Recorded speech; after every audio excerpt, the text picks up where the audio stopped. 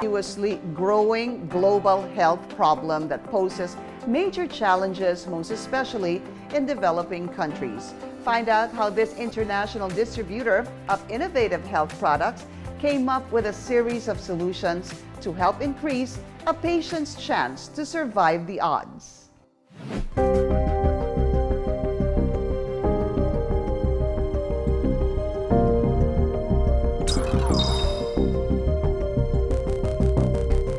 In 2020, the Philippines hit a record of 354,398 prevalent cancer cases within a 5-year period.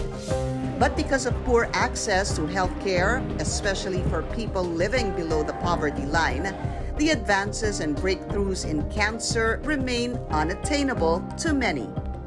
Cancer refers to a group of diseases that's characterized actually by cell growth, abnormal cell growth and proliferation, inflammation, as well as angiogenesis or formation of new blood vessels. It always starts with mutation in the genome or the genetic makeup of a person inside the cell. Before PPARs, most of my patients, they were unable to finish the chemotherapy regimens because of the side effects and because of discomfort during the process of chemotherapy. Maria's son Dominic was diagnosed with stage 4 rhabdomyosarcoma when he was only 4 years old. While coping with the recovery of her other sick child, Maria found it hard to accept Dominic's condition. It was actually very devastating kasi with Dominic, it was manifested mga 4 years old na siya eh. Unlike dun sa daughter ko na congenital talaga, baby pa lang. Yung mga bandang September, meron ng umuumbok-umbok dito sa leeg niya. Hindi ko talagang iniisip na cancer kaagad siya until nag-nosebleed siya. Dominic was prescribed chemotherapy, but his family insisted to rush to an integrative doctor to seek for alternative cure. Medyo hesitant ako kasi as a mother, I know the side effects ng chemotherapy kasi. So what I did is that I rushed towards the integrative doctor of my daughter, who happened to be PPAR partner doctor of Simply Nature. One of the hardest decisions to make for people living with cancer is choosing the kind of treatment that would work best. To help patients and their families deal with this growing health problem, one company commits to producing safe, credible, and natural health solutions by drawing on the latest bioscience technology to deliver a series of safe, efficient, and natural products. What is Simply Nature and what does it do? Simply Nature is a company we created and founded about 10 years ago. Our mission is to find effective health solutions for people. So we provide natural products that work in combination with conventional therapy and medicine. As an international company that provides natural solutions for cancer, metabolic syndrome, and degenerative diseases, the management upholds a health philosophy that centers on whole food nutrition as the frontier in health management. When we talk about choosing treatment, especially in the area of cancer, patients are really afraid of chemotherapy because of its side effects, and they tend to then look towards natural products. But this is not either conventional or natural choice. At Simply Nature, patients can have the best of both worlds. Our protocols work with conventional chemotherapy to minimize its side effects so that they can get the best treatment using both conventional and natural together. Cancer is like a virus. It continuously evolves, it mutates. So it can develop defenses against our usual treatment modalities like chemotherapy. Like I said, chemotherapy and radiation therapy have a lot of side effects. So more often than not, patients stop their treatment because of these side effects. It's very important to have the support. With the supplements that we give the patients, there will be lesser side effects, so they will be able to finish their chemotherapy protocols more comfortably. This company introduced PPARs, which is touted as one of the best natural ways of solving serious health problems. PPARs stands for peroxisome proliferator activating receptors. It's basically a nuclear receptor found inside the cells. Now, when these receptors are activated, the benefit that you can get from that is, number one, cellular differentiation.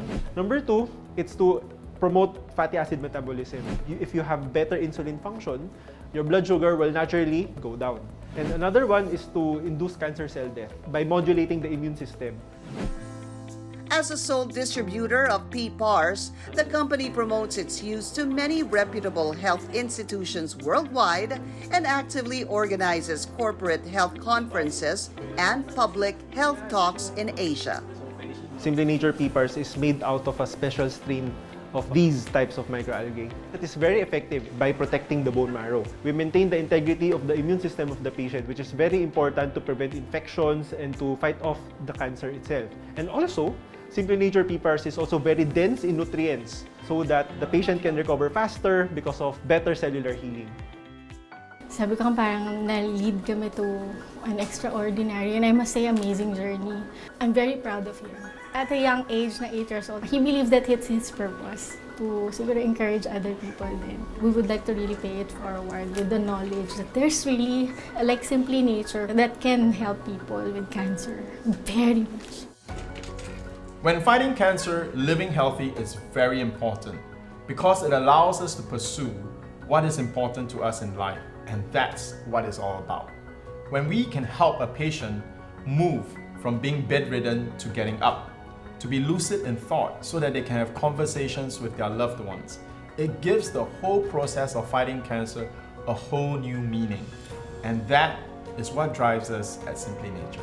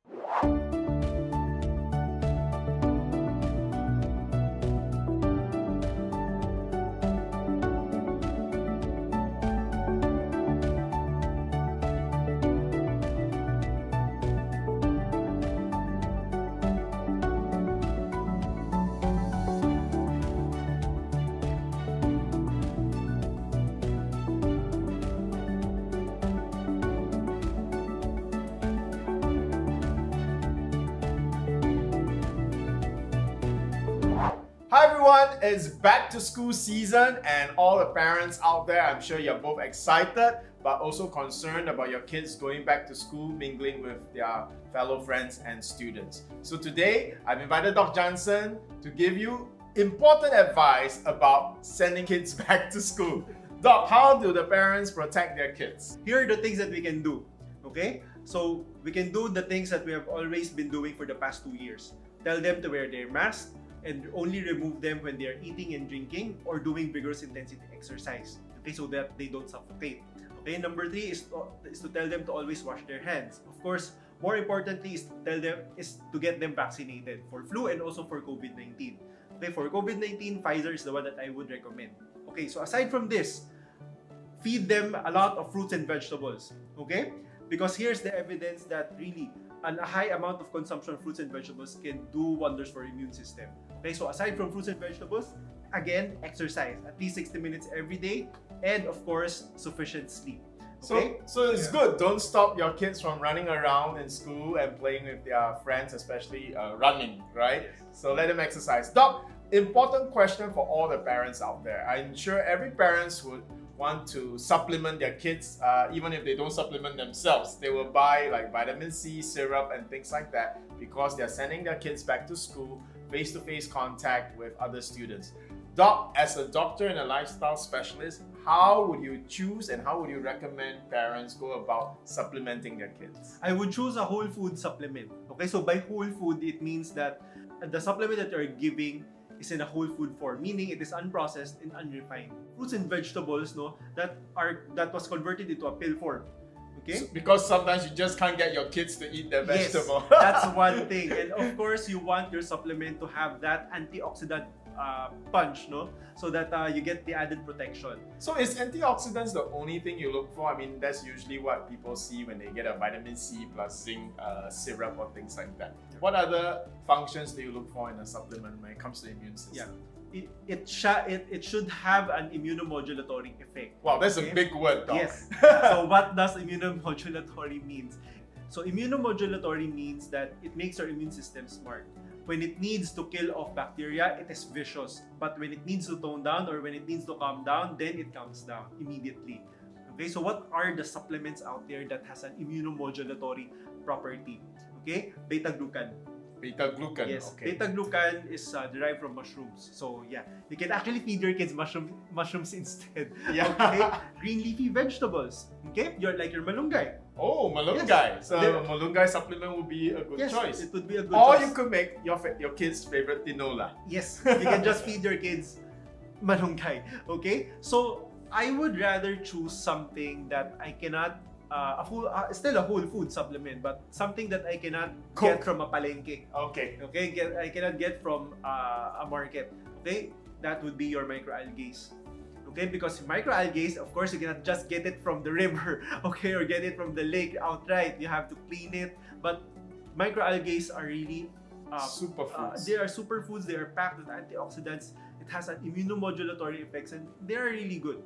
Okay, and the taste is quite good actually. Yeah, it's quite good. Okay, so yeah, that's how I would choose the supplements. And I would recommend Simply Nature Pipa tablets because we are clinically proven to be immunomodulators.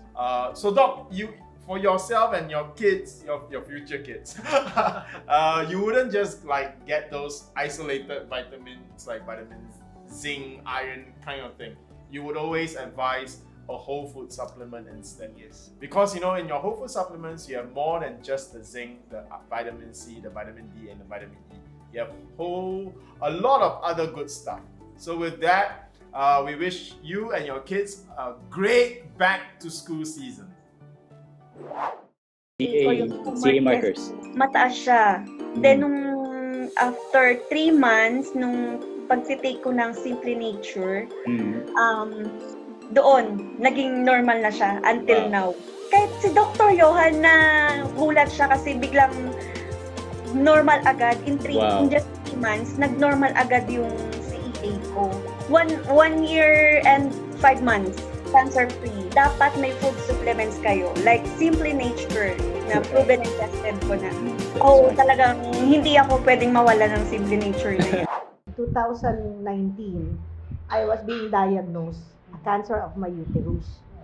So I was shocked. Sabi ko, bakit nagkaroon ako ng ganito? Samantalang hindi ako mahilig sa pagkain. I'm sorry, basura. Started the tablet and then the powder. Tinry ko din yung yung tawag dito. Gel? Yeah, yung gel. Yes. It's really good. After 2 months ng aking therapy and taking PPARs, sabi ni doktora, magpa-laboratory ka na.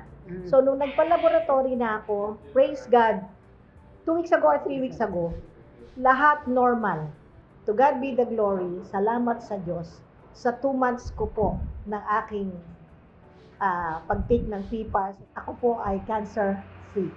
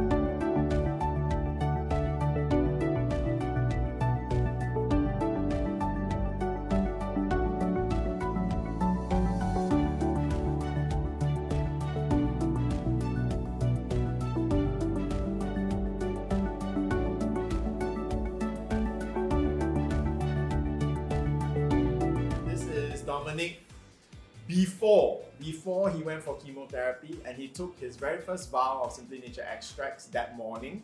And this is Dominic on after chemotherapy, I think 1 or 2 weeks, I think it's 1 or 2 cycles, but he took Simply Nature liquid extract every day. Take a look at the pictures, the before and the after. The after looks more like a cancer patient than the before. Welcome to another episode of Simply Healed. We're so happy that you're joining us again. And of course, welcome back, Dr. Jansen. Hi, Sean. Hello, everyone. Glad to be here again. And tonight, we're going to be talking about childhood cancer. Wow, that's a very emotional topic. I mean, you meet so many cancer patients and you treat them. But in general, how common is childhood cancer? I mean, is it something that is a growing trend? And maybe just let us know, I mean, how likely is it, or is it something that parents or grandparents who want to, or people who want to be grandparents, I know their kids just got married, is this something that everybody should know a little about? Childhood cancers is really rare. It's pretty much the reason is pretty much usually genetic, but you know, in terms of genes, for all pediatric cancers, only 5% have been identified that it is a genetic cause. Meaning, you inherited it from your parents, you inherited it from your grandparents, or someone in one of your ancestors, probably, So it's just a very few. So out of 100, out of 100 pediatric cancer patients, only 5 of them would have a genetic reason. Okay, and 95%, we don't really know what the cause is. Why is it that we haven't identified the reason for the 95%? It's just because they are so rare. Yeah. Wow. So I think that answers the first question, which is genetics, congenital or acquired. But of course, we have only identified so few of them, right? Because cancer, more often than not, is acquired. It's lifestyle related. It's related on the environment in which we live in. So there are only very few cancers that are genetic, with a genetic origin. So 5% of them. All right. So with 5% of them, we haven't actually identified which cancers which cancer genes can actually be turned on and off. But with this basic concept, I mean, you're just going to eat healthily. I mean, we can apply this for all, because you're going to eat anyway, right? So might as well eat healthily. Might as well eat to prevent cancer rather than eat to cause cancer. Yeah.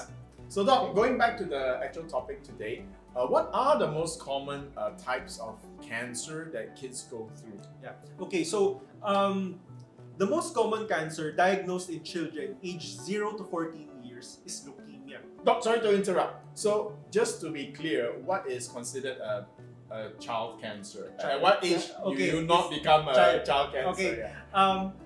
Okay, so the cut of this, technically speaking, when you say that the kid is still a child, okay, that is preteen, okay? So it's preteen. So 14? So 0 to 2 is toddler years. 0 to 2 is toddler. Yeah. When you step on to 3 years old, then that's already a child.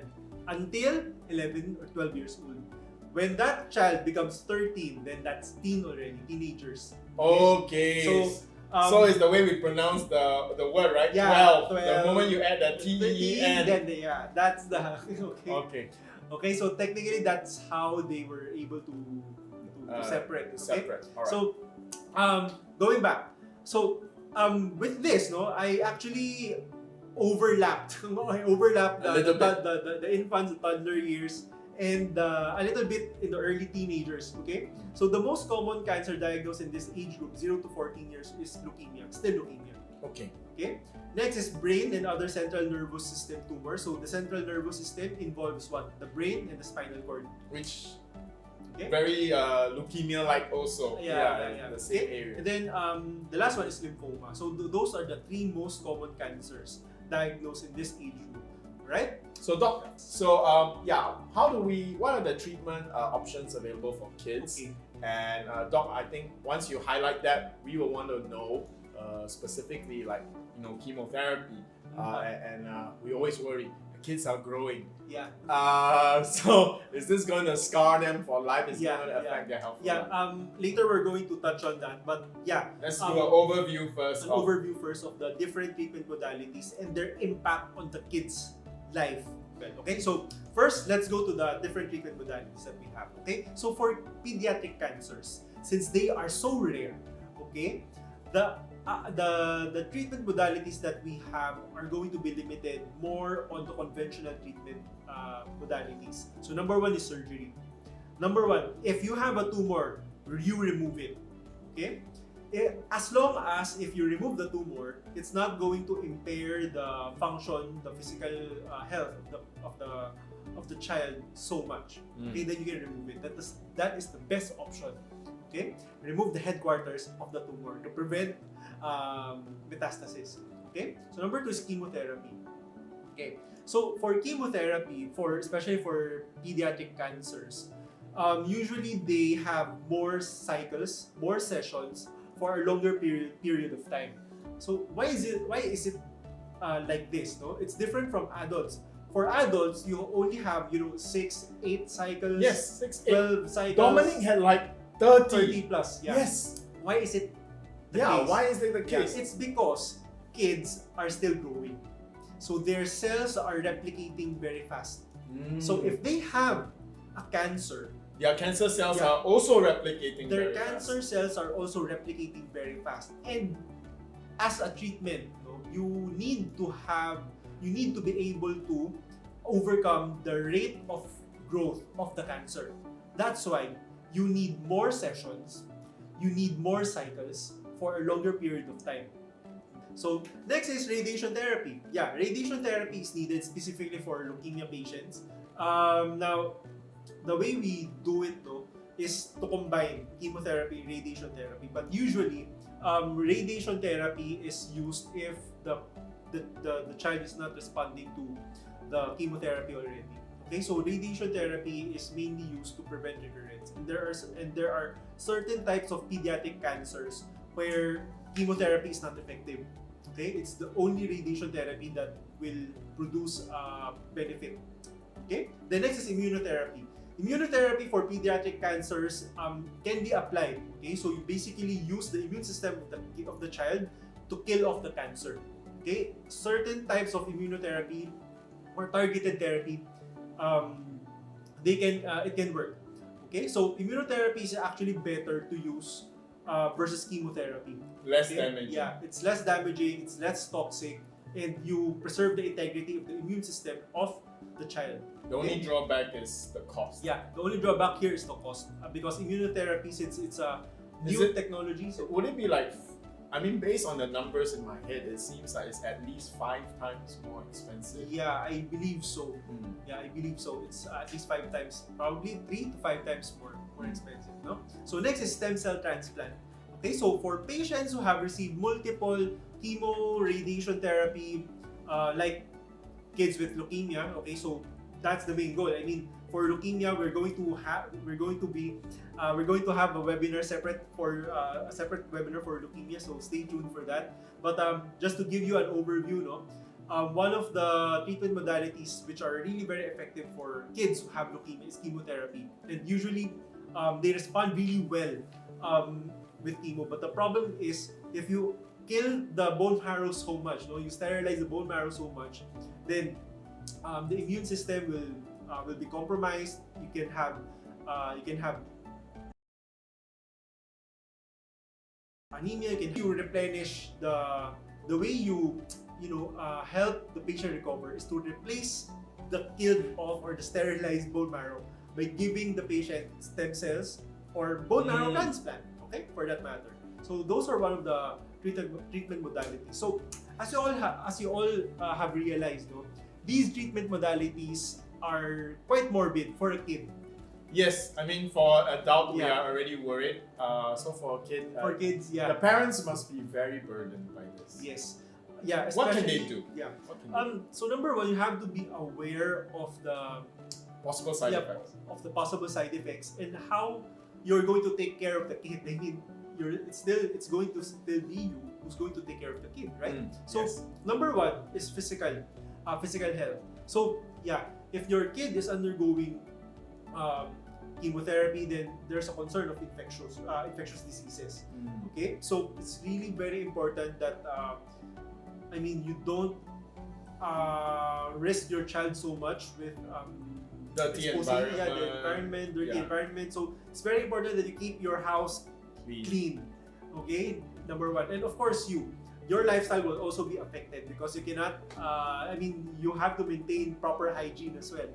Okay, so next is mental health. Yeah, in terms of mental health, yeah, it also has a big impact on kids. But studies have shown that in terms of the intelligence or the IQ of the it's kids, important. yeah, it's not really affected so much. Wow, thank God. So your kid that has cancer, Yeah. they're gonna still do well in life. Yeah.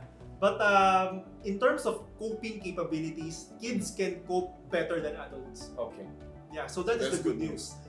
But here's the Other side. the other side of the story, no?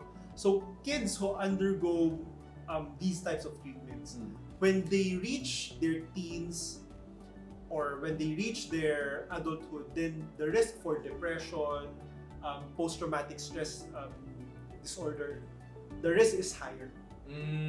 Because they went through a trauma when they were young. I mean, Yeah. it must be very painful Yeah. and difficult. So, as parents and family of pediatric cancer survivors, just be mindful, be supportive as well. So yeah, so that is also in terms of the social and psychological aspects, no? Doc, you talk about kids growing up later. What is the recurrence rate in pediatric cancer? How when a child cancer is successfully fought off, you mentioned that they are still growing. Can the cancer grow back? Grow back. Yeah, I mean that's the simple way of saying it. It can grow back. Okay, so that's why we have a longer period of treatment in the first place, and the higher number of sessions, no more sessions, because pediatric cancers can recur. It can happen again, especially for leukemia. Okay, so yeah, but it really depends on the primary cancer, what type of cancer still, in the treatment type of treatment that the child received. Okay, so here are to differentiate, no. So cancers that may occur within 10 years after treatment. So you got diagnosed with this cancer, you underwent treatment. Yeah, the treatment will last 10 years, of course. No? It will only last probably a year. Okay, so within 10 years, what type of cancers do we expect that has a high chance of recurrence? Number one is myelodysplastic syndrome, and number two is acute myeloid leukemia. Okay, so you have to be aware of this. So myelodysplastic syndrome is a type of leukemia. Okay, yeah, you have malfunctioning plasma cells here. Okay, so the acute myeloid leukemia is, as from the name itself, is it's also a type of leukemia. What are the cancers that can occur after 10 years of primary cancer diagnosis and treatment? So here are the cancers. Okay, so you have these cancers are mostly found in adults anyway. Okay, aside from brain tumors, bone cancer, aside from those two, and the kidney cancer as well. Okay, so brain tumors, bone cancer, and kidney cancer can occur in kids as well. Okay, so you have to be aware that these cancers can still recur after 10 years after primary cancer diagnosis and treatment. Okay. Doc, every time when we do program, our program is one of the longest running programs online on cancer. Maybe some of our newer viewers might be wondering how come we seem so lively and maybe even smiling while we're talking about the topic of cancer. We just want to let our audience know it's not that we are flippant about this very, very serious topic, especially when it comes to childhood cancer. But the good news really is Dr. Jansen always shares, and so do I affirm him as well, that cancer has very, very good chances of success. I mean, for breast cancer, if you catch it in the first 2 stages, it's almost 100% treatable. Yeah. And we know it's so important that for cancer patients, it's not gloom and doom all the time. Yeah, it's not. Yeah. It's not. Okay. So we treat this topic of cancer with respect, but let's also be positive in acknowledging, looking at the facts, and not be frightened about it. Yeah. Because we have wonderful, wonderful solutions which I'm sure you asked during the AMA segment. But Doc, maybe before we go to final comments about treatment and the AMA, what are the final numbers that we are looking at when we talk about recurrence rates? So when it comes to with recurrence, no, so now you know which types of cancers that can recur within 10 years and 10 years after treatment. So how large is this chance of recurrence? What is the chance of recurring?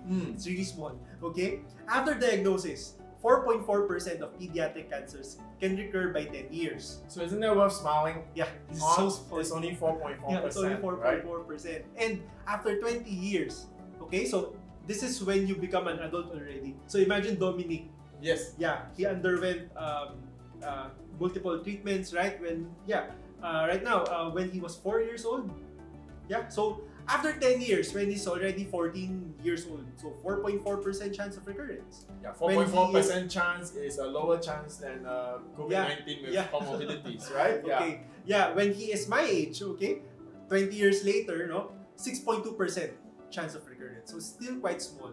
And with all the tips that you're going to give our audience later, especially when they ask you on how to switch off the This genes. is going to still going. Yeah, this is the statistics based on people who don't know what to do, right? This is just like general population. General go for it's chemotherapy and then other live normal lives. But with the knowledge that Dr. Jansen is going to share with you, you can bring this rate down even more. Yeah, correct. Right? Okay, so but of course there are certain types of pediatric cancers that we have to be more wary about, like Ewing sarcoma. So Ewing sarcoma is a bone cancer. It's a type of bone cancer. So we have a 13% chance of recurrence at 20 years. And for brain cancers, no, like astrocytoma, 14.4% chance of recurrence at 20 years. And for kidney tumors, these are really, so small chance of recurrence rate. Okay, 0.9% recurrence at 20 years. Basically, if you defeat that, you're safe. Yeah, why is it this case? Why is it so? Because kidneys are not fast growing. Yeah, kidney cells are not fast growing. That's why if you have chronic kidney disease, if you have destroyed your kidneys, then it's very difficult to reverse the damage that was inflicted. Okay. Doc, you've covered, given all of us a good overview on child cancer. Right now, I think the burning question in our mind is, we know that children should go for chemotherapy and the standard oncological procedures because the success rate is very, very high. All right, it's very, very good. Now, the next thing is, we are, as parents, we are just very afraid, more than for ourselves. Is these treatments going to hurt my kids? So, Doc, what can we do to minimize and protect our children as they go for chemotherapy and surgery, because these represent the best chance that they will survive? Yeah. Okay, so number one, side effects of chemo. That's the number one mitigating factor for parents, to decide, okay, my child, you can go for chemo. Okay, and then those who are undergoing chemo, okay, what do I do? My kid he's having fever, things like that, and things like this, no. So number one protocol that I always give is Simply Nature PPARs. Yeah, Simply Nature PPARs does really wonders, even for kids. You can just see Dominic, okay? Yes. And baby Gian. And Gian as well, no. So especially for Dominic has underwent a lot of chemotherapy. Gian as well, as an infant, she also underwent a lot of chemotherapy sessions, but with Simply Nature PPARs, they were able to mitigate the side effects. They actually gained weight. Okay. Yes, they actually gained weight. I'll just take the opportunity now to flash the picture. This is Dominic before he went for chemotherapy, and he took his very first vial of Simply Nature extracts that morning. And this is Dominic on after chemotherapy, I think 1 or 2 weeks, I think it's 1 or 2 cycles, but he took Simply Nature liquid extract every day. Take a look at the pictures, the before and the after. The after looks more like a cancer patient than the before. So for all parents right now, I think, Doc, maybe we end here so that we can do the AMA. The simple message is this: don't be afraid. It is true that chemotherapy and all these standard protocols are your child's best bet, all right, to overcome cancer. It's not the type of thing that we want to do with like older people and say go natural and things like that. Your child is growing. So today, Doc, Doc shared with us the very important thing. The child is growing, so his cells grow fast. Yeah. And hence, your cancer cells will also grow fast. You don't want to go the all-natural route that adults sometimes can try. So chemotherapy is very important, but it's also true that chemotherapy has those side effects. You know, there was a period where Dominic was not on our liquid extract. He was rushed to the ER because of a high fever. All right, but here again, we established the facts. Chemotherapy is your child's best bet. There are side effects, but here's also the concrete proof, the two pictures that you see on screen now. That's before and after. Totally, it breaks all the fears that you could have as a parent. There are ways you can safely protect your child so that they can go for the best treatment that gives them the best chance of survival. So, last tip of advice before the avalanche of questions that I see coming up. So even with kids, please don't lose hope. Yeah, I know kids are the most that we treasure, but 85% of children with cancer will now survive for the next 5 years or more. That's 9 out of 10. That's 9 out of 10 because the treatment modalities that we have now and the amount of cancer support that we have are already well established. So yeah, even with pediatric cancer, your chances are really good. And now you know why when we talk about cancer, we can still do it with respect towards the disease, but still a lightheartedness and a smile on our face. So without further ado, let's go to our AMA as Doc Jansen and I answer your questions about cancer or anything you might want to ask.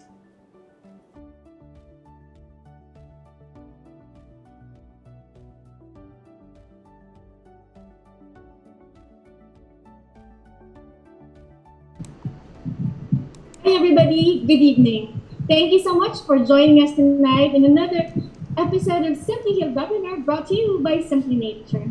Tonight's episode is very, very close to my heart because we are discussing childhood cancer awareness in tonight's discussion. I hope that you have learned a lot, and I'm actually very sure that you have learned a lot from our two gentlemen. So, without further ado, we are now in the AMA portion. Questions are still very much welcome, and I can see a lot of questions are coming in now.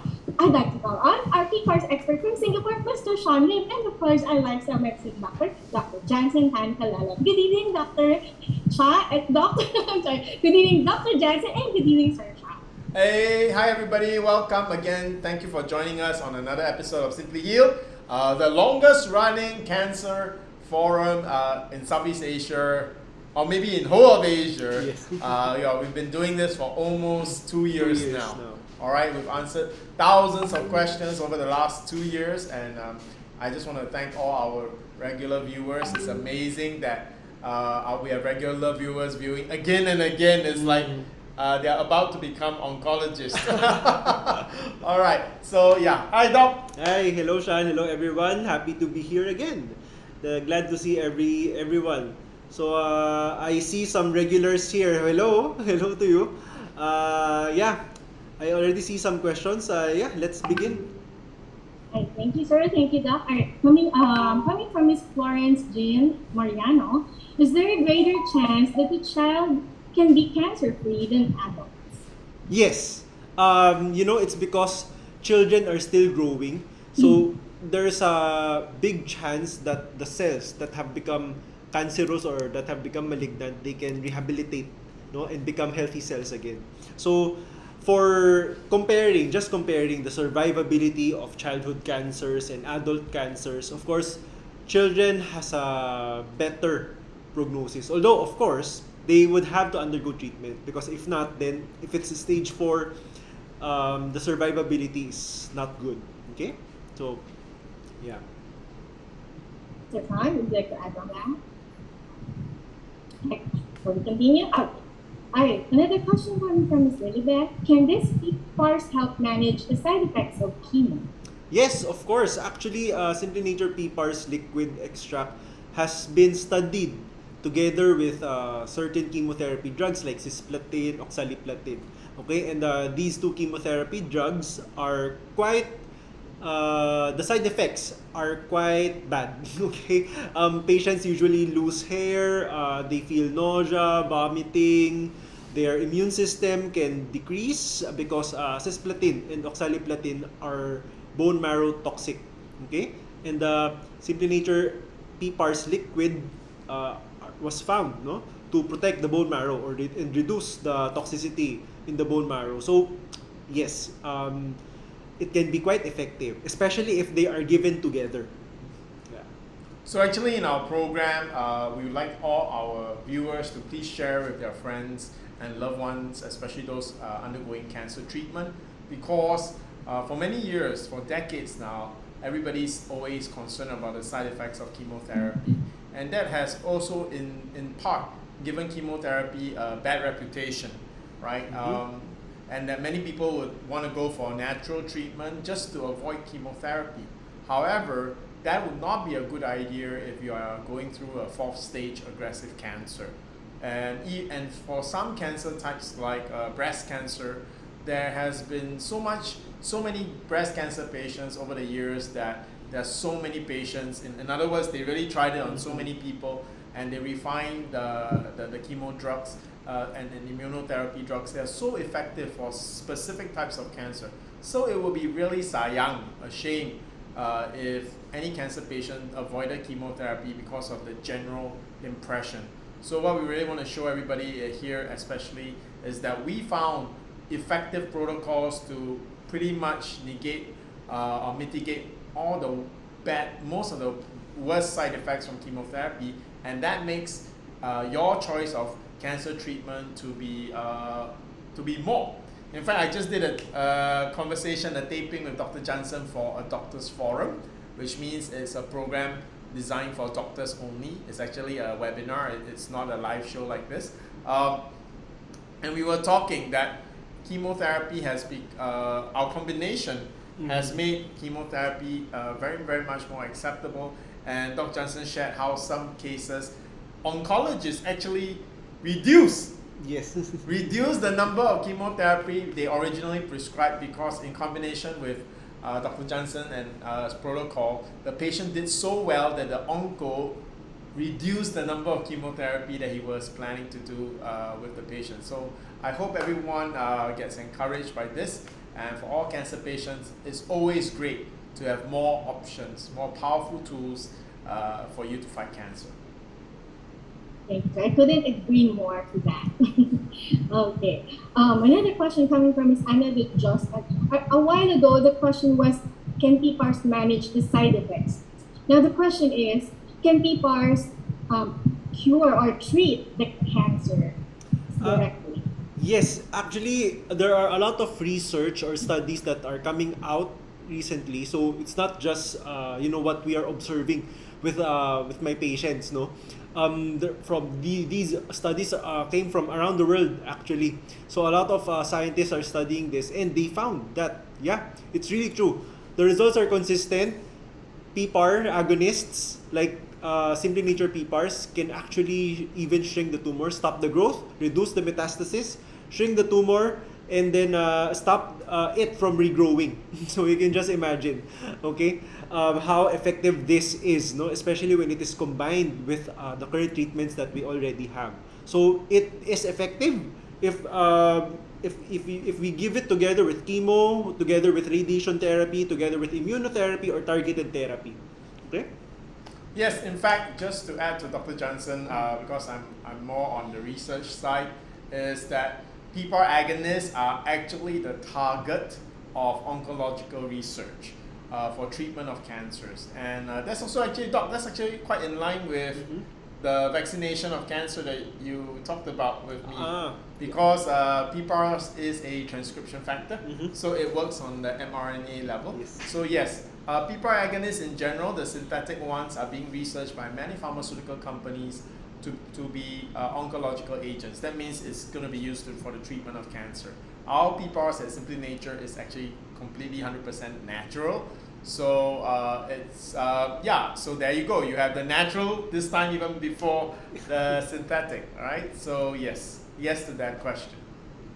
Thank you, Sir. Another question from Ms. Vilma Batan. Sir, how about for myeloma? Because my tummy is getting bigger. What should I do I cannot afford the surgery.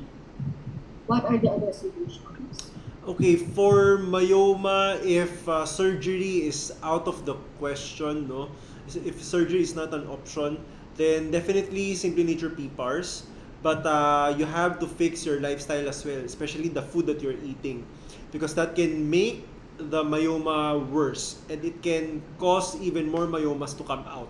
Okay, but I have to see you, so please go for a consult so I can make the proper recommendation. Doc, I mean this question is actually a sensitive one in a sense that it's a very difficult situation because in my mind a surgery for myoma is not prohibitively expensive, right? So for this listener over here, I think it will be really important to you, I guess, in your current situation, if surgery is financially taxing, if you could find somewhat of a home remedies, things that you can do, you can find at home that will help with your condition. So I really want to encourage you that the option of using home remedy, I think the key ingredient here is you must be very, very disciplined and you must really, really follow the instructions of Dr. Jansen. Go for a consult with him because it is possible for many medical conditions to be successfully treated just by changing the types of food you eat and your lifestyle. And that, of course, is the most budget-friendly way to treat an illness. But you must be 100% compliant. Doc, you recently had a case of a chronic kidney disease patient. Yes. And you told me that the results were nothing short of a miracle. Stage 3 chronic kidney disease, which is like really, really bad. 1 month became normal. Yes, I was also quite surprised. And the key ingredient was that the patient was incredibly compliant. Yes, this patient of mine really followed everything to the letter. So if you're watching, kudos to you. Okay, you know who you are. So congratulations as well. Very good news. Now we're trying to reduce her medications already because I think it's she doesn't need them anymore. Wow. But of course, her nephro would have to agree with me as well. So I'm asking her to go back to her nephro and ask the nephro if is it okay to reduce the medication or at least reduce the frequency of how often she's taking them. So really good news for her. So yes, to all our listeners, that is regardless of your budget constraint, okay? Healing is definitely within your grasp. All right. So for those who have stronger financial restrictions, just go for a consult, and then with the consult, with the information and the direction you get from Dr. Jansen, you can still make very good progress and heal yourself from your disease. All right. Yeah. Yeah.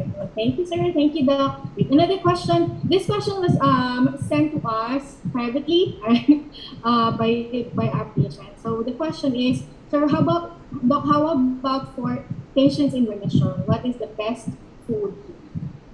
Okay, best food to eat for patients who are on remission. Okay, if you will ask me of a single food that you should be eating every day, okay, it's broccoli. Wow. Broccoli is such a good vegetable. It's a good vegetable, really, really good vegetable.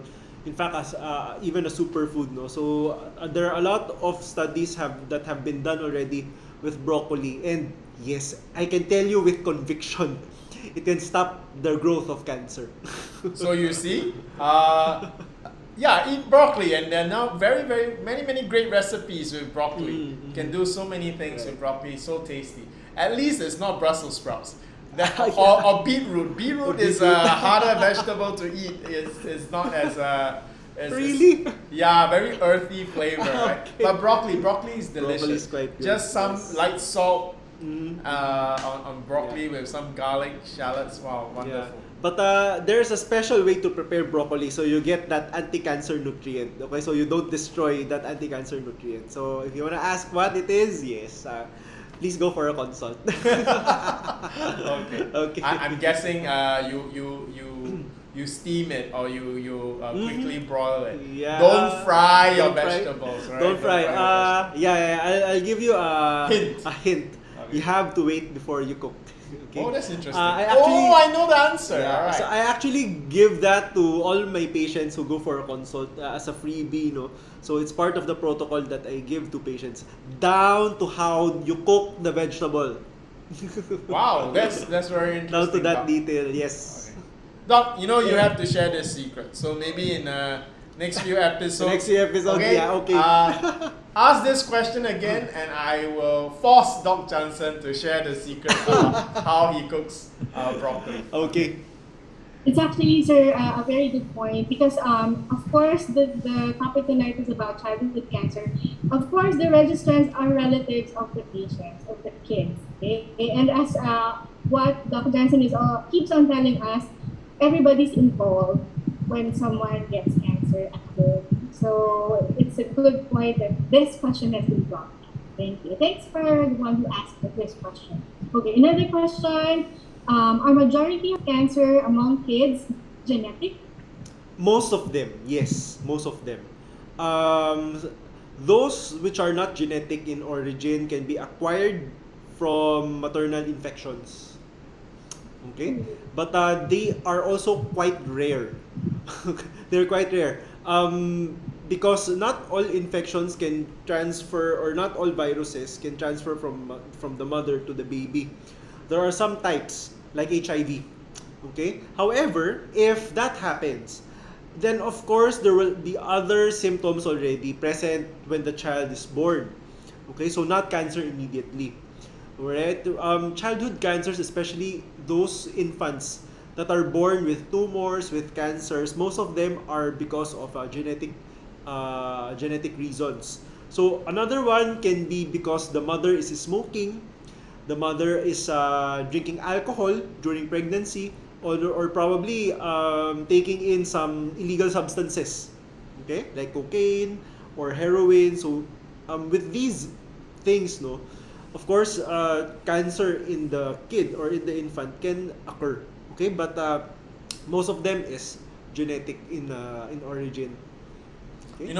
What's interesting is genes can be turned on and off. Yes. So it's you can just for today we have it's a different topic. So but anyway, yeah, they found a very interesting study. They found a study that in the 911, 911, the one where terrorists crash a plane into the World Trade Center in the US, they found that there were women that were pregnant that day in that area, and they found that the kids that now have grown up, a lot of them suffer from anxiety, even though they were just babies, fetus in the womb. So even at that fetus stage, DNA can actually be triggered, and it can actually affect personality as well. So genetics can be switched on and off, and the most common way to switch on your genes is actually through your food that you eat.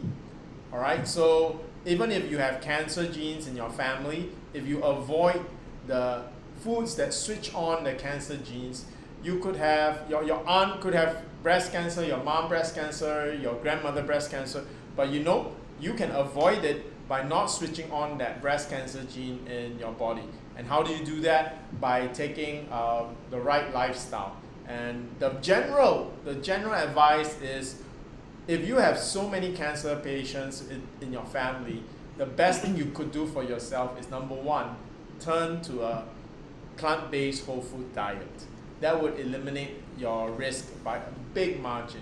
And then if you want to know something more specific, what is good for the cancer that you're afraid of, then go for a consult with Dr. Jansen. But that blanket first step that you can do is really remove meat from your diet, and don't take fake meat. Actually, if you look at the ingredient of a fake meat, it is as scary as any processed food. There are like 24, 30 Still ingredients. processed. Yes, Yeah, correct, there are so correct, many correct. things in there. So the best thing to do is just to learn to enjoy wonderful dishes cooked plant-based, like eggplant. Eggplant lasagna is 100% plant-based, Yes, correct. right? It's delicious. There's no fake meat or anything in there. It's all plant-based. So learn more of such recipes, and you can live a cancer-free life even if your family has cancer genes. I love that expert lasagna. It's really good for kids, most especially with cancer. It's plant-based option. Okay, I just want to read this positive comment coming from Miss Josephine Gomez. Dr. Jansen and guest doctor, may there be many like you. Thank you. Thanks for that very positive feedback. Thank you, Josephine, and I'm so glad that you overcome your fight. Praise God. Yeah. Yes, plant-based diet. Maybe we can swap good recipes. Good recipes. All right. Yes. I just want to shout out, just came in, Doc Joy Maria De Castro. Good evening. Thanks for joining us tonight. There you go. Okay, another question. Alright, a while ago, someone asked what would be the best protocol for myoma. But this one, she's asking, she has a lump on her breast. She's very scared to go for surgery because she also cannot afford. What should she do? What should I do? She said. Okay, if you cannot afford surgery, no, so I'm thinking that you are financially constrained in general. So, number one, you're going to eat anyway. So, eat the healthiest food there is, okay? So, you have to go on a plant-based diet and avoid eating foods that can harm you. So, in general, these are foods that are processed, okay? So, you don't want to eat any processed foods. That would be like processed meats, you know, like spam or luncheon meats, sausages, biscuits, you know, these things, no? The number two is animal protein. Animal protein can promote the growth of cancer, okay? Any animal protein, as long as that protein came from animals, then it can promote the growth of cancer. So avoid all of them. Number three, oil, okay? Please avoid oil because if you take in oil, especially saturated fats, any kind of oil for that matter, because all the oils in the market, in the supermarket, are all contain saturated, very high amounts of saturated fats. So that would be from olive oil to coconut oil to vegetable oil to canola oil to soybean oil, rapeseed oil, grapeseed oil. These oils, please avoid them, okay? Because these oils can promote metastasis. Okay, so avoid those foods. So try to eat, or the way you cook your food should be boiled, steamed, or stewed. You can stew it, you can air fry. Those are fine. You can saute it in water. That's fine. No, but you have to avoid these foods as well. And then of course, you have Simply Nature PPARs. You can begin taking it already because Simply Nature PPARs can actually influence the genes. You can turn it off, then prevent the growth of cancer. Okay, but of course, then again, don't limit yourself to natural therapy alone. I advise you and I highly encourage you to consider the conventional treatments as well, because these modalities, these treatment modalities are best used together so you can have the best outcome. Okay? This question was sent to us by someone privately again, and it has something to do with sources of protein. I totally can relate to this because kids are kids and they still need to grow. So, Doc, what would be the best, and Sir Sean, what would be the best option for these kids to get their protein? Okay, before Doc Jansen gives you the answer, let me start with some questions, all right? Okay, because good questions are all your answers in your life, all the solutions in your life are found in the questions that you ask. All right, so I'm going to ask a few questions. Is a horse a very strong animal? Is a cow that pulls the plow a very strong animal? All right. So do you think that a horse or a cow or an elephant or a giraffe or a gazelle, do they need more protein than you, a normal human being, based on the amount of muscles that they have? You know, orangutan, you know, an ape, a chimpanzee can open a buko, a coconut, with their bare hands. All right, that's how strong the hands of a chimpanzee and orangutan is. They can just tear a coconut open like that. My question again, are they strong? Do they need a lot of protein to have muscle? And the answer is yes, they are very strong, and yes, they need a lot of protein. But here's the $1,000,000 question, right? Do chimpanzees, do giraffes, do horses, does your cow that pulls your plow, do they drink milk? Do they eat meat? No, only calves. That means small cows drink milk. Old cows don't drink milk, right? So older cows don't drink milk. So there again, here is your answer. Just in case you were wondering, will eating grass, I mean green food, plants make my child strong? So the question is, it made the horse strong. It made the chimpanzee very, very strong.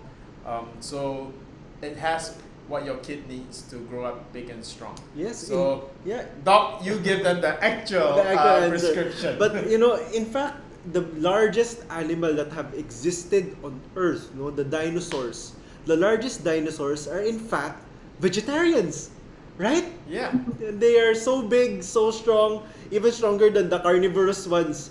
So yeah, there's your answer. And of course, at this day and age, where should you get your protein?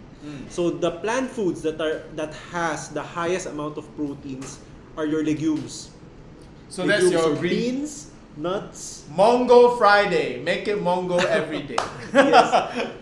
Beans, nuts, seeds, and even microalgae are packed with protein. In fact, humans don't actually need too many protein. Yes. Yeah, we only need a small amount, and that would be already okay. And even if you are a vegetarian, please don't get the wrong idea that the amount of protein that you get will not be enough, or you won't be able to get the proper variety of amino acids. It's not true. Okay? By eating a plant-based diet, you can get all the essential amino acids that your body needs already. Okay? I would like to just show an interesting fact. In Philippines especially, I think now all over the world, mothers are encouraged not to do infant formulas if they can, but to do breastfeeding, correct? Yes, if you would just take out the all-powerful Google and just Google nutritional content of breast milk, you will find that breast milk is 2% protein. 2%. 2%, right? And that's when your baby is growing, when they need to grow the most, okay? So I think there's a lot of ideas that we have to rewire a little bit because I think we watch a lot of information that came from the TV while we were growing up, and I'm one of them too. My mom used to tell me, take your cheese and milk so that you grow strong. I think all of us are. All right, all of us are. Yep. We learn to love, we learn to trust milk, but it's very interesting. We never ever Google how much protein is there in mother's breast milk. It's only 2%, right? So that's very interesting compared to a cow's milk. So yes, unless you want your kid to be extra round, okay? Yeah. So these are some tips for you. But yes, my wife is a bit thin. Jaslyn is a bit thin. So every morning we have moved away from Milo. Because we went to read the Milo today is not the same as the Milo 20 years ago. The 20 years ago, the Milo has lots of cocoa. Now it has a lot of palm oil and emulsifiers. Yes, that's what I want for you guys to avoid. Yes. So right now, Jaslyn has switched to plant protein shake. Okay, it's basically plant protein, your legumes, green peas. I think it's made from green peas and whatever. So she's now drinking chocolate flavored plant protein shake in place of her Milo. So I think you can look, you can go to the grocery store. I mean, even in the infant formulas, and you can find plant-based ones. It's quite easy to find nowadays. All right, so you get all the protein that you need.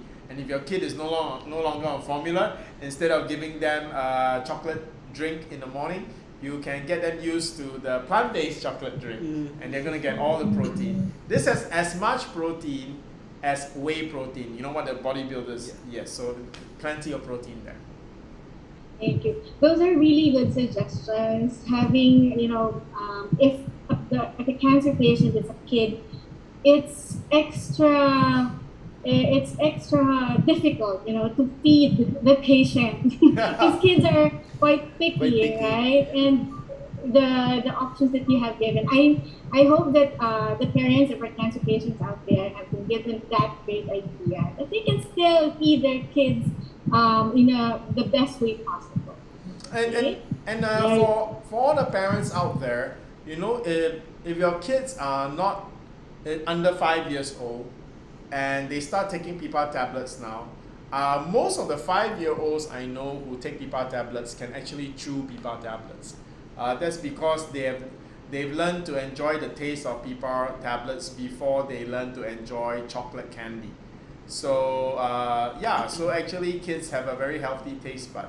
So I noticed a few of my friends, their kids eat PPAR tablets as if they are candy. And one of my friends told me that if he leaves the bottle out, all 100 tablets can be finished in one afternoon. The kids just pop them like candy. So it's such a healthy, it's kind of funny, but it's such a wonderful story because they're eating healthy stuff. Yes. In fact, Sarah, some of our patients are actually telling us that it's as if there's a reset to their taste buds when they started taking PPARs. Yes. The cravings before are gone, and they're opting for much more healthier. You're so true, Sheila. Once your body gets healthy, it starts to want healthier stuff, and it starts to reject the less healthy stuff. Yeah, so recently I brought my niece came here to Philippines to visit, so I brought her to one of the most famous ramen, and after taking it, she puked. Oh, really? Yes. I'm not going to name the store because I still enjoy the store. I'm not blaming the store at all. Okay. I'm just saying that my niece was beginning to learn to eat healthy, and then she found that the ramen was so oily. What type of ramen did she order? Pork. The chashu ramen. Yeah, chashu ramen. Oh, okay. But she used to be able to eat that. Okay. So when you become healthier, your body also starts to reject bad stuff. Starts to reject bad stuff. So I was so surprised. I bought her things like chocolate chip cookies. She didn't finish any of them. She tried them and she said, "Uncle, it's good," and then she didn't finish it. So I'm kind of proud of her about that too. So yeah. So you're so right, Sheila. Once you get healthy, your taste buds do change, and they do change on a positive way. Yes. Thank you. Thanks, Darshan. Thank you, Dr. Jansen. All right, another question coming from Ms. Lisa. I'm on an oral chemo for 8 months now. My RBC is very low, normal level WBC. What's a natural way of raising my RBC count? Okay, I have to check your CBC count because there are a number of ways, number of reasons why your red blood cell count is low. No? Number one, you might be iron deficient. But if there's no problem with your iron, then your bone marrow might not be producing enough. Okay? So what we can do is to stimulate the bone marrow to produce red blood cells. So we can do it by injecting EPO, erythropoietin. We can, of course, it's not enough just to inject EPO. No, the red blood cells that your bone marrow produces has to have the proper nutrition as well. So you have to eat the proper food, high iron foods, no, so that the red blood cells that your bone marrow produces are healthy ones. Okay, and of course, it's not just enough to do that. We have to also make sure that the red blood cells in your bone marrow mature properly. So Simply Nature PPARs here can come in. Okay, so there are I'd approach it in 3 ways. Okay, so number 1, proper food. Number 2, EPO injections, and number 3, PPARs. Okay, so to increase the red blood cell count. So I advise you to go for a consult so I can give you the proper protocol.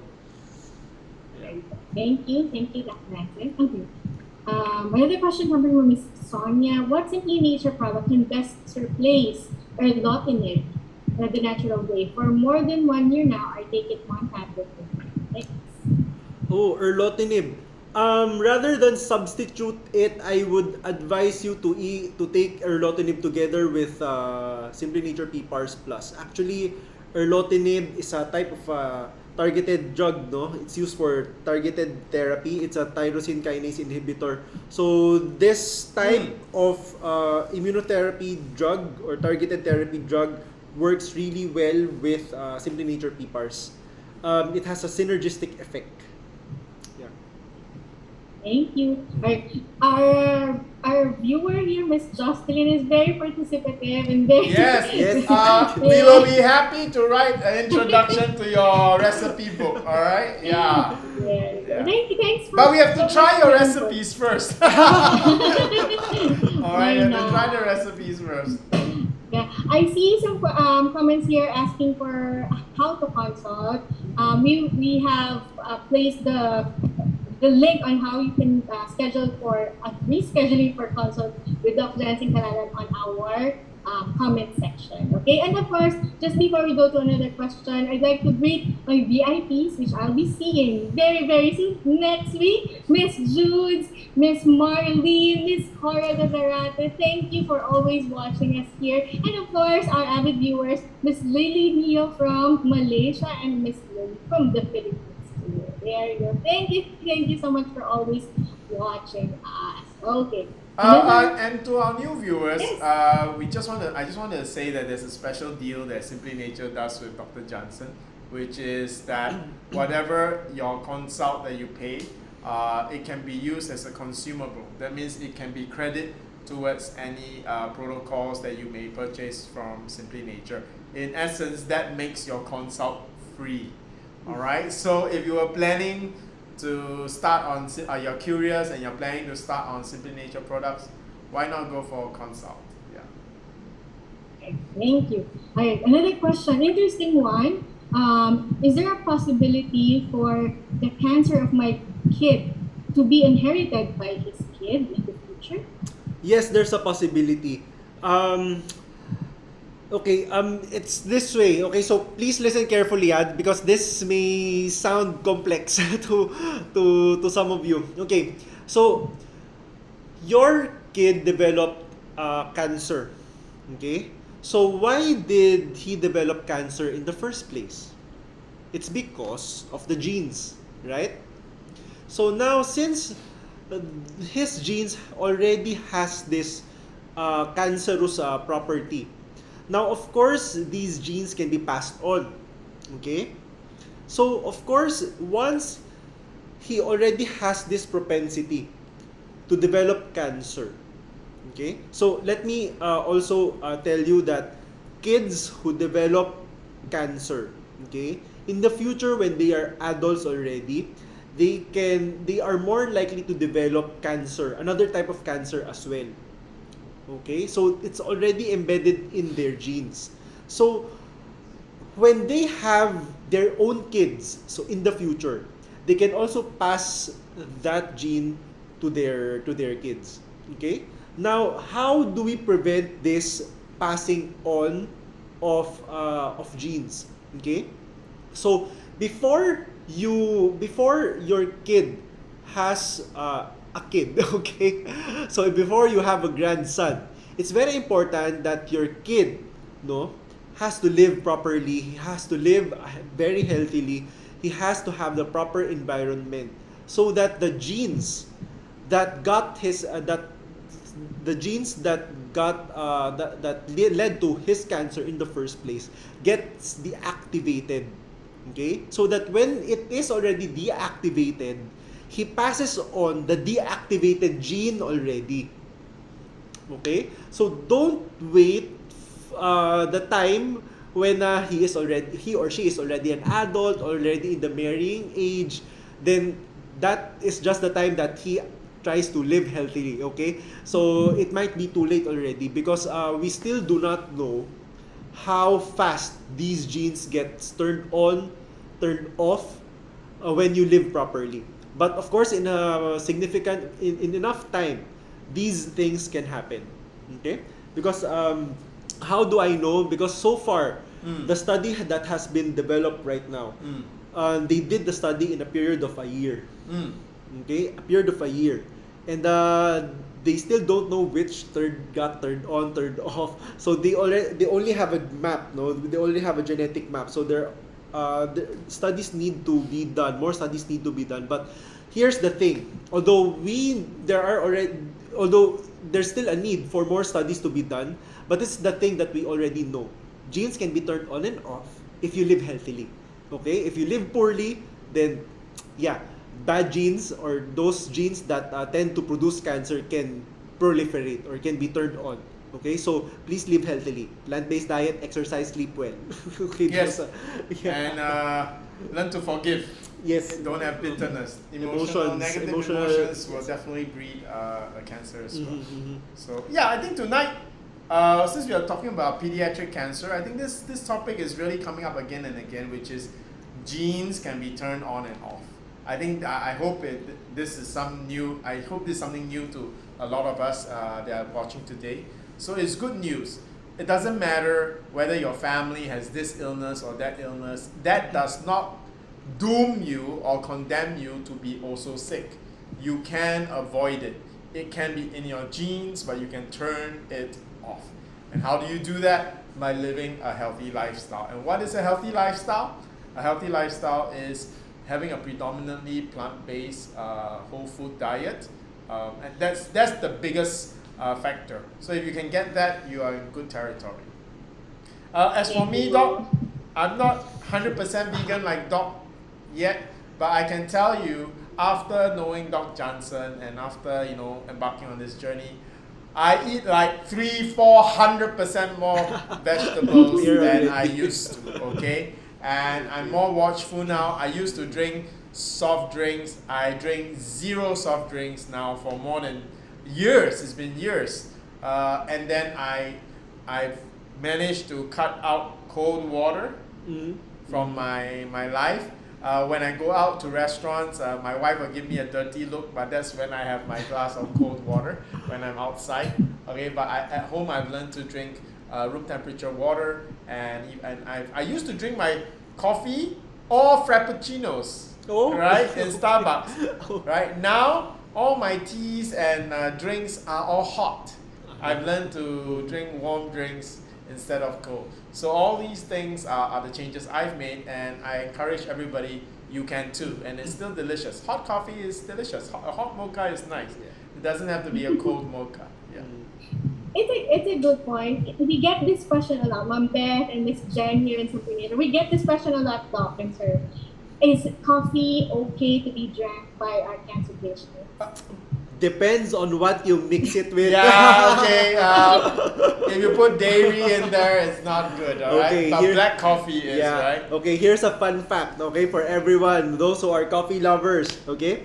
Coffee in and of itself is really nutritious. It is high in antioxidants. Okay, however, it also has caffeine. So, coffee actually has an addictive properties, no? So, if I were you, yes, you can drink coffee, but keep it black.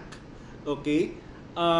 There's a solution on what you do to coffee. If you are a sweet coffee drinker, or if you hate bitter coffee, okay? I'll get to that later. So, that's the way you drink coffee, okay? So, black, keep it black, okay? Now, coffee is actually the second most nutritious drink in the world. Really? The number one is water. Wow. Number two is coffee. Actually, coffee is tied with tea. Okay, I was about to say, come on, Chinese tea is pretty good too. Yes, it's a tie between those. But I would lean more on tea, because tea's caffeine content is much lower. Coffee's is it's really high, so you can get addicted with that. So how do you manage the number of coffee cups that you drink every day? So what is considered as low amounts of coffee is 4 cups. Beyond 4 cups, that is already too much. Below 4 cups, then that is still okay. But please don't drink coffee beyond don't drink coffee at 6 to 8 hours before you sleep, because then you'll have difficulty sleeping. If you don't, then you'll have poor quality sleep. You might not know it because you're asleep at that point in time, but you cannot go into deep sleep wherein your body is restoring in that phase of sleep, no? So that's one thing. So how do you then make your coffee still nutritious, but it's kind of not bitter, and Yeah, you that's can- interesting. How do you do that? And you can even have lattes, okay? Oh. So, yes. Don't mix coffee with cow's milk or any animal milk for that matter, because if you mix in the animal protein from milk, from dairy, if you mix that into coffee, that will counteract the antioxidants of the coffee. It will destroy them. Okay? It is because of the interaction. So it destroys it when the molecules attach together. I'm already, instead of listening to Dr. Jansen's scientific answer, I'm already gonna think of how to experiment with my coffees, alright? The first thing I think of is almond milk, because almond milk, almond flavored coffee is nice. It's really nice. Yeah. It's oat milk or I'm gonna oat try lattes. pistachio milk also, alright? Okay. Because it's on sale in the supermarket. Right? Yes. Two huge packet is only 100 plus 100, pesos. wow. Alright, Okay, that's so- quite affordable. Yeah, that's so, quite affordable. yeah, instead of mixing in dairy or instead of using those non-dairy creamers, okay, don't believe the non-dairy creamers. It has milk derivatives in it, okay? You can mix in plant-based coffees like soy milk, almond milk, oat milk, pistachio milk, okay? You can mix it in with your coffee so that you preserve the antioxidants of the coffee. Okay, I'm gonna try the almond and pistachio. So you can do that. Alright, This sorry. is super good news. Yeah. Okay. We talk a lot about coffee. I think it's a good diversion. But let's get back to cancer. It is an important topic. Childhood cancer is nothing to laugh at. And I see Reinbert asking a question: does elevated PSA automatically mean prostate cancer? The answer is no. There are many reasons why your PSA levels will be very high. Yeah. After Sir Shan here, after doing this for at least a year now or almost 2 years now, he already learned a lot. He can actually become a doctor himself already. My gosh. Yes, it's true, no? An elevated PSA does not mean that you have prostate cancer. Although if you have prostate cancer, then your PSA will be elevated. The reason is PSA, no? So PSA means prostate specific antigen. So this one increases if there is something wrong with your prostate. So it can be just because of prostatitis. So prostatitis can come from infection. If your prostate is just enlarged, so benign enlargement of the prostate, so your PSA can become elevated as well. Okay, so an elevated PSA just means that, or just tells us that, hey, there is something wrong with your prostate. We need further investigation. Okay, so yeah. Alright. What? Sir Sean's not a doctor? For 2 years now. Thank you so much, Sir Yeah, Sean. I'm not a doctor, right? Okay, I do a lot of research. So I specialize in PPARs. So that's where I come in, which is why, as audience, those who are regular viewers will notice that every time Dr. Jansen will speak doctor language, right? And I will translate it into something easier for all of us to understand. Yeah. Thank you. Wow, so much good news tonight, guys. Thank you so much for your questions. I know that there are still a lot of questions coming in, but this may be our last question for tonight, Doc, sir. Okay? Nakaka-cancer po ba ang bata kapag laging nasa CP or cellphone or computer? Can computers and cellphone usage cause cancer? Not directly. But because you are on your cell phone and your computer most of the time, then it will most likely be you are sedentary, so no physical activity. Sedentary lifestyle can increase your risk for cancer. Number 2, since you are on your computer and on your cell phone most of the time, then you might not be eating properly already, especially those kids who are on their computer and their cell phone playing games all day. Okay, remember the news? There was this teenager who was addicted to mobile games, I think it was Mobile Legends. Ah. So this kid developed colon cancer and died. So of course, media, the media associated immediately that the cause of the kid's cancer was his excessive cell phone use. But it's actually not really because of the cell phone, no? It's because he was eating poorly already. So if this kid is quite addicted to cell phone games, so of course, he would need to eat as well. Okay, so I would guess that this kid's diet is not that healthy. Probably he's eating a lot of processed meats, a lot of instant foods, instant noodles. And maybe he constantly holds his poo-poo in. Yeah. Because he doesn't want to miss his game. Exactly. And that could put a lot of toxic stress in his guts. Right? Yes. So indirectly, yes. So please, parents, don't allow your kids to use their gadgets for more than 2 hours. Okay. 2 hours of use is the limit for gadget use. Okay. So 2 hours every day. Okay. So not too much, please. Okay. I have something to say, but just a moment. Okay. Sir Shani here just got his tumbler to drink water. Okay. Drink water. Throat is a bit dry. Can we? Okay, I'm back. Question. Okay. Alright, can you answer 2 more questions? Yes. First, this thing on the cell phone thing. Me and my wife experienced something really interesting. She tried to grow indoor plants, and they always died. So at first, she thought she had brown thumbs instead of green thumbs, right? So one time we went overseas back to Singapore. So we went back for a week.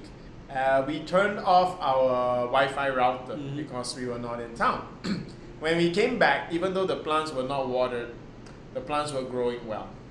No, it's the we frequency. did an observation, just that, oh wow, and I say this because it is disturbing to learn that many people sleep with your cell phone right beside your head, right under your pillow.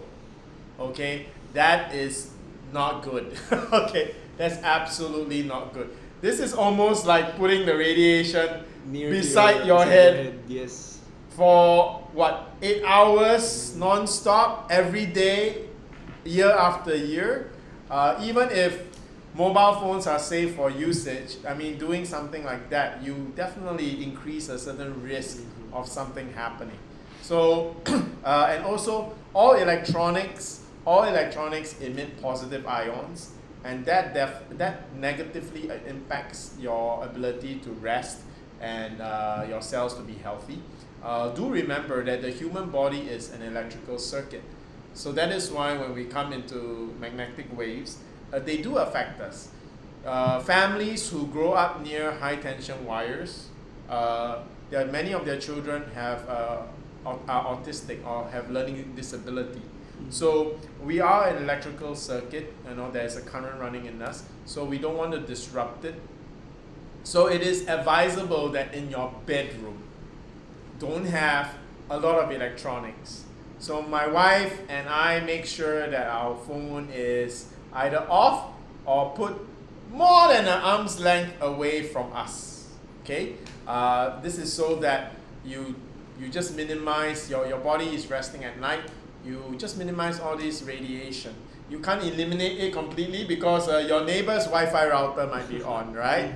But you can definitely avoid having a source of radiation right beside your head. So don't do that, okay? That's not good for you. And in Philippines, a few people's house got caught on fire because their phones burned up during the night. Okay, so don't do that, okay? Yeah, so that's the answer to the mobile phone, computer cancer thingy. Thank you.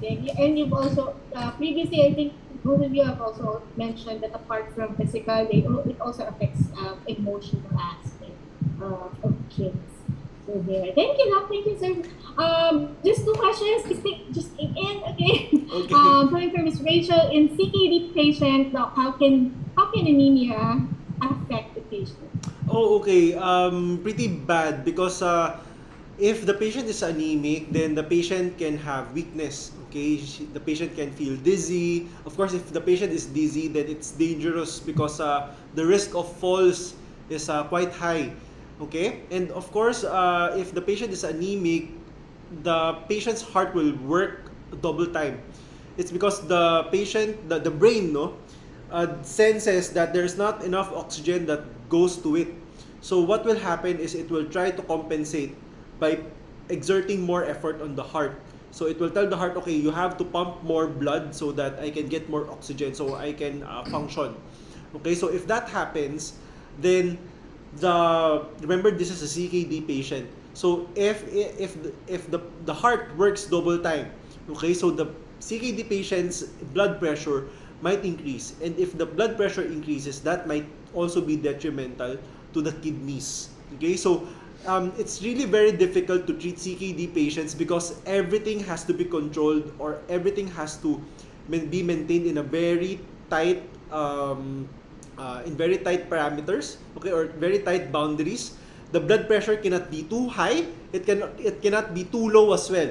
Okay, so it's quite challenging actually if the patient is anemic, no. However, since this is a CKD patient, and the hormone that the body secretes to stimulate the growth of the red blood cells comes from the kidney. So if your kidneys are damaged, then this hormone is already decreased.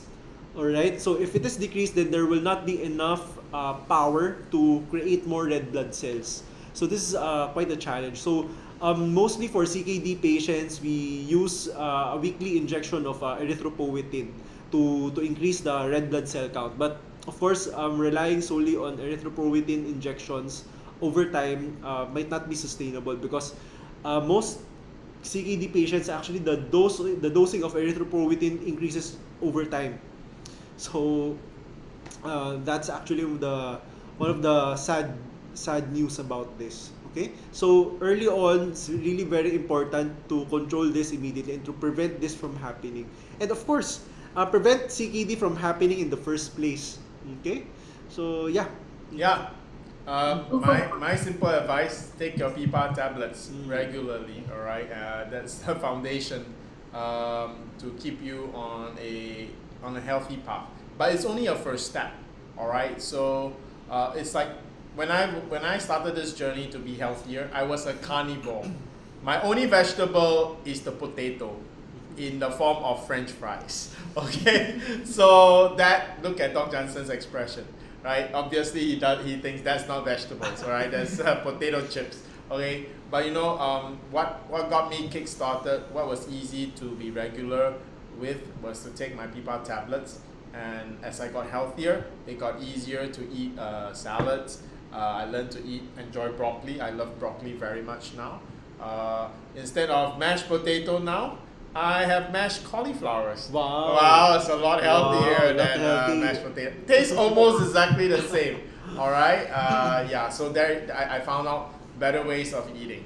Okay, so yeah. I think last question. This is in Tagalog, so I don't know what it means.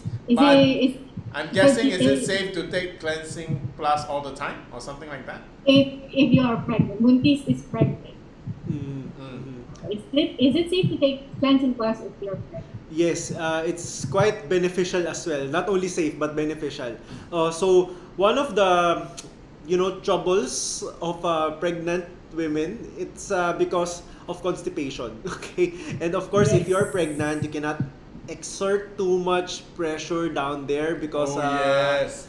Yeah, you know the reason why, right? So it would be better if you take Cleansing Plus to help soften up your stool. Okay, so you don't have to exert so much effort in expelling out poop. Okay, so yeah, please do try Cleansing Plus. And really also pregnant ladies can get diabetes. Yes, diabetes during pregnancy. So again, Cleansing Plus is dietary fiber. It binds sugar so that it's not absorbed into your body so quickly, in a more gentle way. So all these are, yeah. Oh, last question I saw, Mr. Ligaya, Miss Ligaya Tan. Oh, this is good. My niece and nephew grew up on PPAR tablets. all right? Though they started since they were toddlers.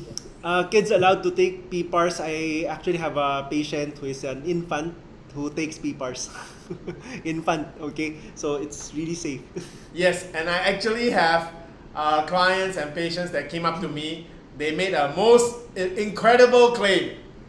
PPARs made their son smarter. So they said the son got better grades after taking PPAR tablets. It's true. It's because of the omega-3 fatty acids. Yeah, so if you would take a look at all those expensive infant formulas, especially for young kids from 3 to 6, DHA. they have the EPA, DHA, all that is found in your PPAR tablets, right? Yes. So found naturally, not an extract, the real thing straight from the original source. So yes, please get your kids to eat PPAR tablets. Now the question is, how many PPAR tablets should they eat? Okay, the answer is they can eat as much as they want. But if you want a rough guide, all right, maybe a tablet for every age that they are. So if they are 8 years old, 8 tablets, 5 years old, 5 tablets. So you tell me, oh, I wasn't at home, my kid ate the whole bottle. No worries, okay? What's gonna happen? Your kid's gonna have green poo-poo, okay? And maybe they'll be very energetic that day, all right? And they'll be very alert and bright. You cannot overdose on PPAR tablets. We've done all the safety toxicity tests. It's impossible to overdose on PPAR tablets. And the record that I know of anybody eating tablets is 600 tablets 600, wow. in one shot. Wow. Okay?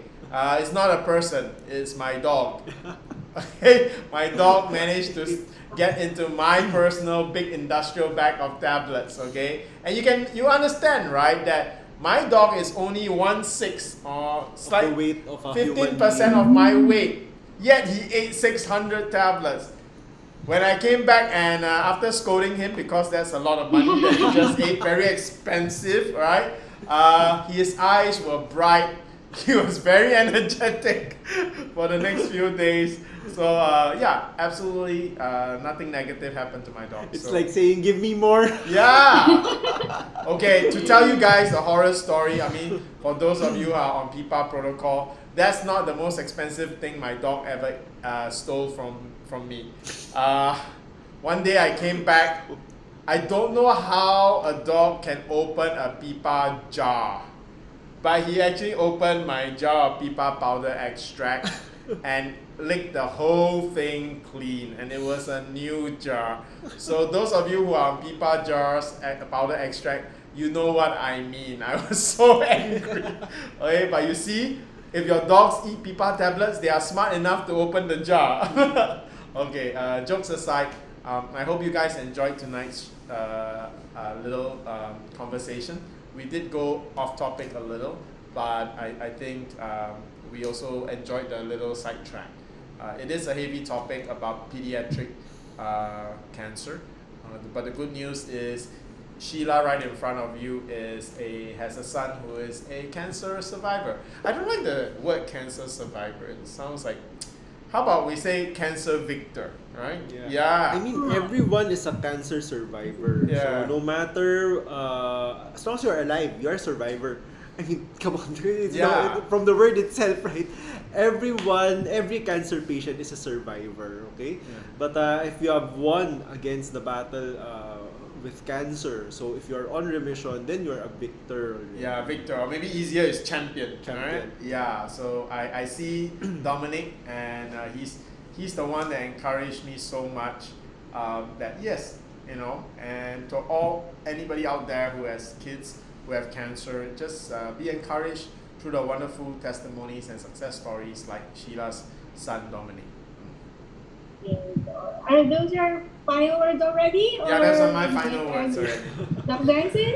Yeah, I just want to thank everyone who stayed up until this late at night. No, thank you so much for always attending our webinars, and it's so good that you ask a lot of questions, because by asking questions, that is the time that you learn. And of course, that is also our way to know how we can serve you better in the contents that we're creating on what topics that are most likely that you ask, no? So we will center our contents on the questions that you ask. So please do ask them, ask more questions, no, so that we can also educate you and educate you on more stuff. Okay, so we break those myths, no, and you'll be equipped better to battle whatever that you are facing right now. So again, thank you, and please stay tuned to our next episode next week. What is the topic next week, Sheila?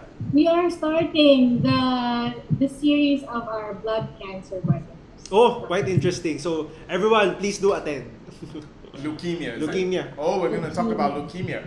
I remember that entire series. You will become oncologist after the 3-part series. Yeah. Oh, just before we end though, I just want you to remember that the.